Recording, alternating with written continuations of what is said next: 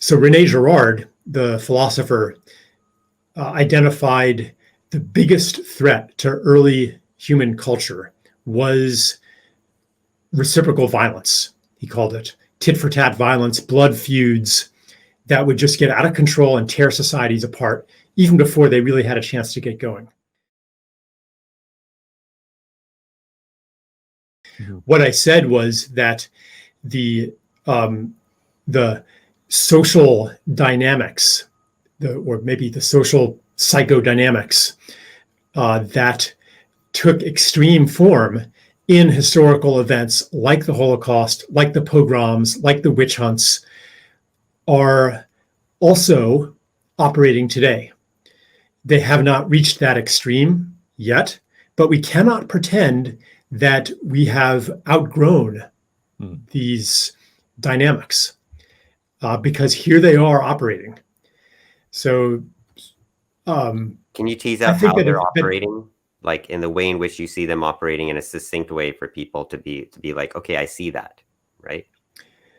Well, the basic pattern is that in times of social stress, when divisions and rivalries are on the increase, okay, maybe I'll backtrack even a little bit.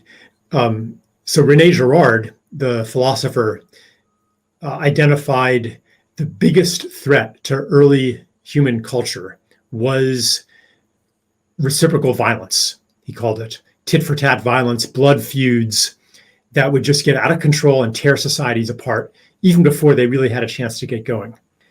And the way that societies dealt with this was that they would focus all of the pain, the revenge, the bloodlust, all of that, they would focus on a victim. Everybody would unite in, he called it unifying violence against a victim who would then be killed.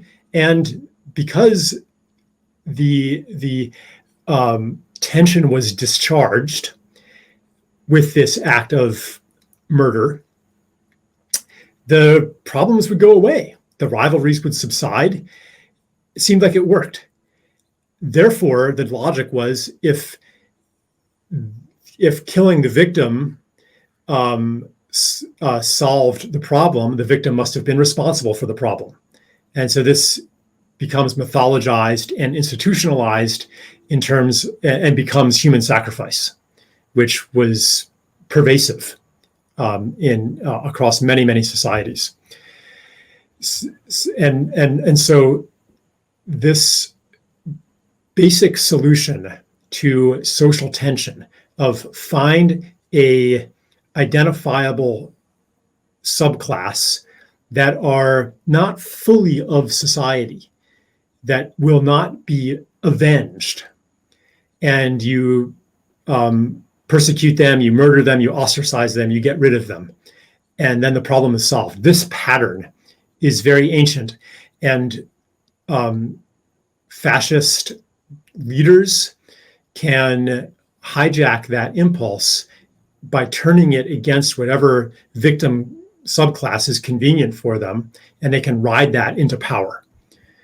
So one of the main characteristics of the sacrificial victim is that they are unclean, they are polluted, they carry an evil spirit.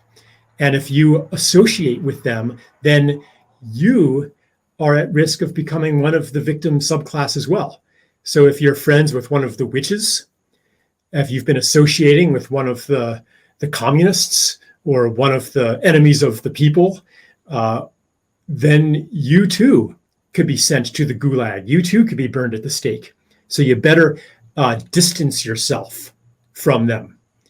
Well, so you can see how in the age of COVID, I mean, for one thing, with the disease itself, it's all about contagion and contact tracing. And if you've been near this person, then you have to quarantine too. But then also on the level of opinions about it, like if you can get banished from social media, not only by saying things that mark you as the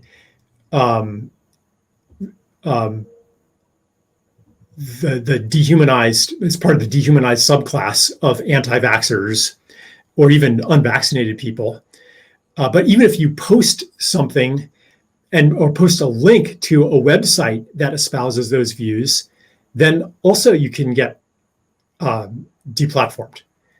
So it's almost like, whatever, Joe Mercola or Robert F. Kennedy or these people, like they have cooties. And if you associate with them, it's just like in grade school, then you get the cooties too. And the rest of the class won't have anything to do with you. So these, and like you can explain all of these things by saying, well, the COVID quarantines and lockdowns, that's not because of mob dynamics. That's because there's an actual pathogen. And the censorship and the deplatforming on the internet, that's not because of mob dynamics. That's because we need to protect people from disinformation and fake news. And like you can have all kinds of justifications. But it still fits the pattern, doesn't it? And because it fits that pattern so closely, you have to ask, is there something else going on here besides reason? Something, and I think, especially given the amount of emotional passion that it stirs up, like there is something primal at work here, and something frightening.